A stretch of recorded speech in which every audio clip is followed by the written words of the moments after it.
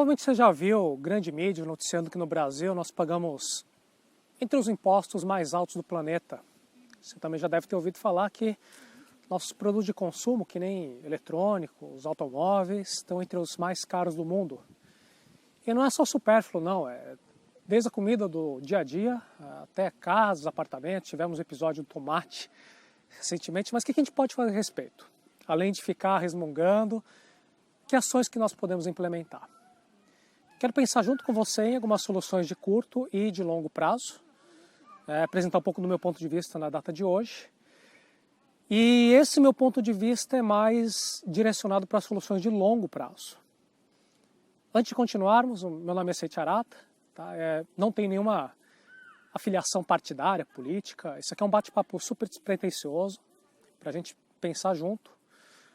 Eu acho que o YouTube não é um lugar muito bacana para discussões, então se você quiser discutir esse vídeo, vou colocar um link logo abaixo que leva você para o Facebook. Vou colocar como aclassealta.com/Brasil2013.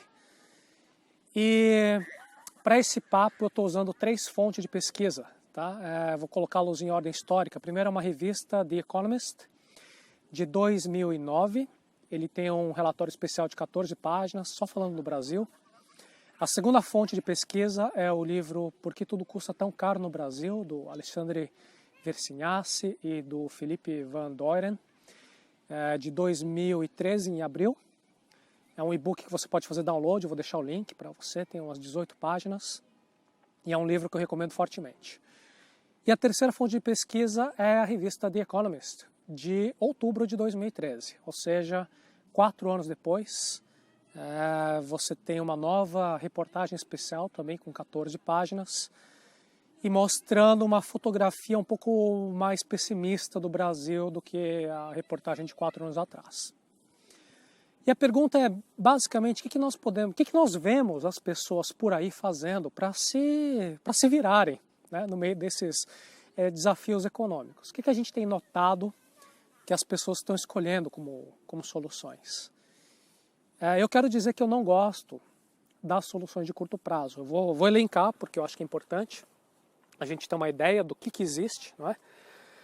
Uma solução é parcelar. Você quer comprar um carro, não tem o dinheiro, vai até uma concessionária e vê qual que é o melhor plano, né? E o melhor plano para a maior parte das pessoas é aquele plano que cabe no bolso, né? Aquela pequena parcela. Uma segunda alternativa seria espremer o máximo de recurso do governo. Então, desde a hora de eu procurar um emprego, eu vou encontrar aquilo que o governo dá mais benefícios, dá algum tipo de incentivo, alguma bolsa, eu vou tentar aposentar o mais cedo possível. Enfim, eu vou espremer ao máximo os benefícios que o governo oferece. E para quem é empresário, né, vai buscar aquele regime tributário que tem mais benefícios. Muitas vezes fica até na informalidade, para poder sobreviver aí toda a burocracia do governo, a carga tributária. Uma outra solução é fazer compras no exterior. Então você vê um smartphone que em São Paulo custa R$2.000 e tem um equivalente, mesmo modelo em Miami, 650. Muita gente pega o avião, vai comprar muamba, né? E o cara compra não apenas para consumo próprio, mas compra presente para o ano inteiro, para todo mundo, presente de Natal, e ainda traz algumas encomendas para os amigos aí. Uma outra solução seria a informalidade, né? Quando você pede aquele desconto sem nota. É, de certa maneira, bem parecido com a modalidade número 3, que a gente fica fora da legalidade, né, e evita os custos públicos. E só para não ter nenhum mal entendido, de forma alguma eu estimulo ou apoio isso. Ao contrário, eu acho que eu vou desenvolver um pouco mais o raciocínio ao longo do vídeo. Uma outra ideia seria o boicote. Então você para de comprar e faz uma pressão em cima das pessoas que oferecem preços muito altos, para que eles reduzam o preço. Na minha opinião, nenhuma dessas alternativas tem uma força de longo prazo. Por isso que eu digo são de curto prazo, porque são caminhos para a gente contornar o problema. A gente não está atacando a causa. Aí por isso que vem uma sequência lógica, seria a gente entender um pouco mais dos fatores que estão atrás, né, de cada uma desses problemas que nós estamos enfrentando, para a gente poder definir melhor as soluções possíveis. O Alexandre Versinhasse, nesse livro porque tudo custa tão caro no Brasil, fala que desde da década de 90 até 2002, a gente exportava uma cerca de 50 bilhões por ano. E de 2002 para frente, isso triplicou. Tá? A gente foi para 150 bilhões mais ou menos. E o mundo todo estava precisando de vários recursos que o Brasil tem, desde petróleo, comida, minério de ferro. Então foi um período que 40 milhões de brasileiros saíram da pobreza. A gente teve um grande avanço econômico entre 2003 a 2011. E esse dinheiro que entrou, logicamente, foi bom para todo mundo, porque começou a circular na economia e as pessoas puderam consumir mais. Isso leva a gente para um segundo fator, que é o fator do aumento do preço de imóveis. Você tem agora uma economia mais aquecida, as pessoas podem sonhar com o imóvel próprio, né? Geralmente as pessoas não têm dinheiro para comprar o imóvel, elas vão até o banco para buscar um financiamento. E o que acontece? Num mercado aquecido, que está todo mundo disputando apartamento à tapa, o que acontece? Os preços começam a subir, é óbvio. Então, eu vou até o banco, peço um empréstimo. Antigamente, o banco podia ter um certo receio, falar, mas quem que é esse cara? Será que ele vai pagar ou não? Só que hoje não. Como você tem uma demanda muito grande, os preços vão subindo. Então, quem comprou imóveis há 10 anos atrás, hoje, se quiser vender, pode vender por um preço muito bom. E que consequências que isso traz? O preço vai subindo, tá? O cimento sobe, o preço do pedreiro sobe, do vidraceiro sobe, tudo sobe. E você tem uma quantidade pequena de pessoas qualificadas comparado com a demanda. Se você fez alguma reforma recentemente, você sabe que é muito difícil, é tudo muito caro. Então o que a gente vê hoje são tem amigos que fizeram reformas e foram roubados literalmente, porque o cara que está cuidando da obra, se você não ficar de olho, ele vai contar alguma história furada, ele fala, não, precisa de mais dinheiro, você tem que comprar mais coisa. Você compra, na verdade, não precisa de nada daquilo, mas ele te pressiona. Então eu estou contando isso tudo por uma perspectiva bastante pessoal. Eu não sou economista, tá? Eu sou um cidadão igual você, tentando entender essa maluquice, como que a nossa economia está, e usando principalmente essas 3 fontes que eu mencionei. Outro conceito bem importante para esse vídeo de hoje, a gente entender essa ideia de curto e longo prazo. Então, quando você tem uma injeção de dinheiro que faz um aquecimento, né, na economia, o que o governo faz, o que os empresários fazem? Eles querem continuar crescendo, então eles investem em mais usinas de energia, em mais ferrovias, em mais infraestrutura. E quanto mais atrasado o país estiver, mais coisa tem para ser feita, né? Você quer encontrar formas de ter energia mais barata, de você ter entregas, né, mais eficientes. Então o Alexandre Versinhas e o Felipe Van Doren, eles falam que os países emergentes, geralmente eles colocam 31% do PIB para reinvestir. A Mongólia, acho que coloca mais de 50%, e o Brasil coloca 19%. Quer dizer, esses números todos estão no e-book, tá? Eu vou novamente botar o link aqui, dá super interessante, acho que é bem interessante. Tá super interessante, é bem interessante, você vai gostar muito. E no Brasil, você quer transportar soja, você enche o caminhão de soja, dirige mais de 2.000 quilômetros para chegar até o Porto de Santos, isso tudo prejudica a nossa competitividade. Se você vai para Santos, não tem como você não ficar abismado olhando, pô, tem 40 quilômetros de caminhão enfileirado, né, aguardando para poder descarregar. Ao invés de colocar num silo, você deixa tudo dentro do caminhão. E isso deixa o nosso custo muito mais caro, 3 vezes mais caro do que é o custo de transporte nos Estados Unidos. E aí, essa diferença do custo, por exemplo, nos Estados Unidos, que é mais barato, o que os empresários os fazendeiros fazem? Eles reinvestem para ter melhor tecnologia de plantio. No Brasil, não. O fazendeiro tem que assumir esse custo. E dá uma série de problemas, né? Acho que a China cancelou uma compra de mais de 2 milhões de toneladas de soja, porque a gente não conseguia colocar no navio. Então, os nossos custos são muito altos, né, para tudo, para produzir, para entregar. O país não é eficiente. E um país não eficiente não tem como manter um custo de produção baixo, não tem como ter preços competitivos e também não tem como oferecer um preço justo, né, para a população, para produtos internos. Outro problema, seria um problema número 4, ineficiência jurídica. O Brasil tem uma maluquice jurídica, as leis são muito complicadas, muito confusas. De acordo com a Super Interessante, as empresas gastam 1/3 do ano só para cuidar de imposto. Tá? É uma quantidade gigantesca, acho que são 46 normas que o pessoal da Super Interessante fala que vem por dia, 46 normas por dia tributárias. Você tem que ter uma equipe tributária 10 vezes maior para lidar com toda essa maluquice do que quando você compara com uma equipe tributária de uma empresa estrangeira. Então, ou o cara tem que pagar por um monte de advogado, contador, ou então ele dá um jeitinho e paga um suborno, né, para algum fiscal, eventualmente, se ele não quiser ser autuado. Logicamente, felizmente, não são todos, né, que seguem esse caminho, mas estou falando óbvio, né, isso acontece, infelizmente, com muitas empresas. Então, o que a gente tem que ter? Tem que ter uma eficiência de mercado maior. Só para dar outros 2 exemplos de complicação jurídica, lei trabalhista é um.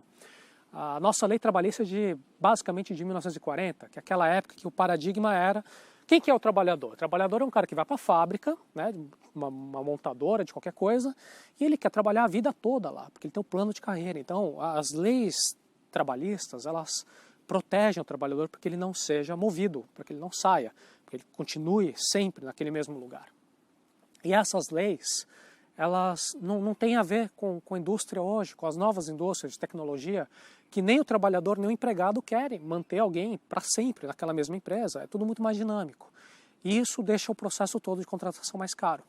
Outro problema jurídico é na parte de previdência. A Economist fala que na década de 70, a família média tinha 6 filhos, 5,8 filhos. Hoje as famílias têm 2 filhos, 1,8 filhos. Então o que acontece? Aquelas pessoas que nasceram na década de 70, hoje estão com 30, 40 anos, elas estão no mercado de trabalho, estão contribuindo. Só que acontece? Vai chegar uma hora que elas vão aposentar. Então ao invés de ficar colocando, elas vão começar a tirar. Se esse povo todo começar a aposentar, tirar dinheiro, e a população jovem não for suficiente para contribuir na mesma proporção, vai chegar uma hora que o governo tem dificuldade de fechar as contas. É outro desafio nosso. E um quinto problema são as altas margens de lucro. Na minha interpretação pessoal, até falo que é uma falta de empreendedores que o Brasil tem. Esse é um ponto que deixa até muita gente indignada, com razão, e cada um de nós é um pouco responsável. Né? Pensa no seguinte, você já viu várias reportagens, se você não viu, procura no YouTube, você vai ver, tem várias reportagens falando que o carro no Brasil é muito mais caro que em qualquer outro país. Tá? Procura no Google, YouTube, você vai, canal do Otário, tem um canal muito legal, ele explica direitinho isso. Não vou ficar repetindo a conta, mas no Brasil os produtos são muito mais caros. O automóvel é um excelente exemplo. Por que ele é mais caro? É porque o imposto é mais alto? Sim. Porque o custo de produção é mais alto? Sim. Porque não tem infraestrutura? Sim. Porque é complexo juridicamente? Porque a lei tributária é velha? Sim. Mas além disso tudo, eles sabem, as empresas sabem que as pessoas pagam. A margem de lucro no Brasil é muito mais alta. E isso tem 2 grandes motivos. O primeiro motivo é a falta de empreendedores. Tá?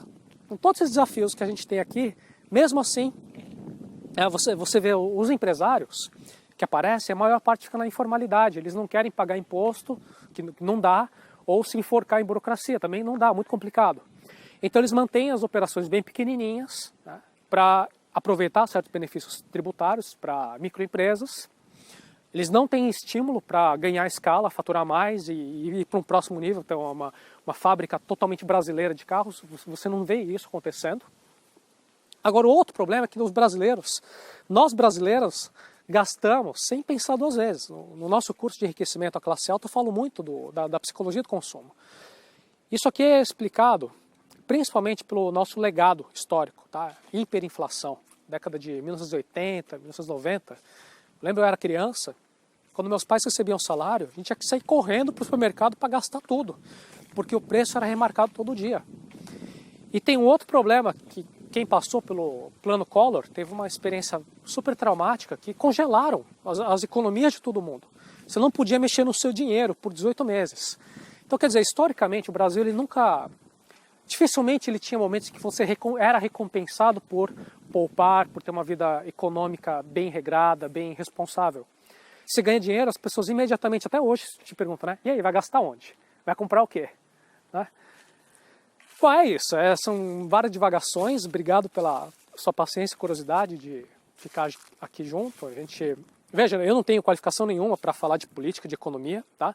Eu estou aprendendo junto com você. Estou te dizendo que foram 3 grandes fontes, tá? 2 edições da Economist, intercaladas aí com essa matéria muito boa da Super Interessante, que inclusive me parece que a edição mais nova da Economist aproveitou muito, né, do trabalho excelente da turma da Super Interessante. Mas enfim, isso aqui é um pontapé inicial para a gente trocar ideia de igual para igual. Como é que a gente vai fazer isso? Como eu falei agora há pouco, eu acho que o Facebook hoje é uma plataforma muito mais bacana para a gente dialogar do que o YouTube.